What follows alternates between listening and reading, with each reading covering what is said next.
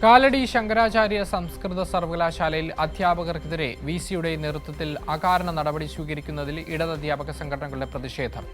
സർവകലാശാല പരീക്ഷാ കൺട്രോളറും സീനിയർ പബ്ലിക്കേഷൻസ് ഓഫീസറുമായിരുന്ന ഡോക്ടർ ലിസി മാത്യുവിനെതിരെ വൈസ് ചാൻസലർ സിസ തോമസ് സ്വീകരിച്ച നടപടിയിലാണ് പ്രതിഷേധം.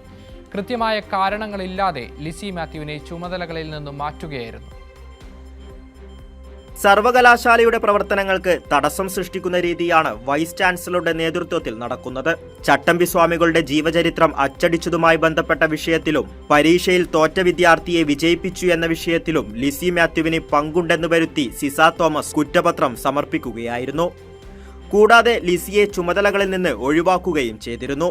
വൈസ് ചാൻസലറായി സിസ തോമസ് ഭരണമേറ്റതിനു ശേഷം നടക്കുന്നത് ഭരണകൂട ഭീകരതയാണെന്നും ഇഷ്ടമില്ലാത്തവരെ തകർക്കുക എന്ന മനോഭാവത്തിലാണ് തനിക്കെതിരെ കള്ളക്കഥ മെനയുന്നതെന്നും ലിസി മാത്യു.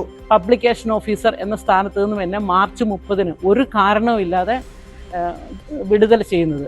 ആ ഓർഡറിൽ തന്നെ പറയുന്നുണ്ട് എല്ലാ ചുമതലകളും പുതിയതായിട്ട് ചുമതല ഏൽക്കുന്ന ആൾക്ക് കൊടുക്കണമെന്ന്. അച്ചടിക്ക് വേണ്ടി അടക്കമുള്ള ഫണ്ടിന് വേണ്ടിയിട്ട് ഞാൻ വി സിക്ക് എഴുതിയത്. അന്ന് ഗീതാകുമാരി ടീച്ചർ വി സി ആയിരുന്നപ്പോഴാണ് ഇത് എഴുതിയത്. അതിനുശേഷം Ciza Thomas madam we C ആയിട്ട് വന്നു. വൈസ് ചാൻസലർ എഴുതിയത് ഇങ്ങനെ ഫണ്ട് കൊടുക്കാൻ ഇപ്പോഴത്തെ സാമ്പത്തിക അവസ്ഥ അനുവദിക്കുന്നില്ല. അക്കാദമിക് രംഗത്തും ഭരണനിർവഹണ രംഗത്തും മികച്ച രീതിയിൽ പ്രവർത്തിക്കുന്നവരെ സിസ തോമസ് അകാരണമായി വ്യക്തിഹത്യ നടത്തുകയാണ്.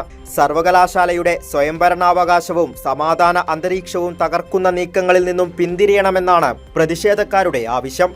കൈരളി ന്യൂസ്, കൊച്ചി.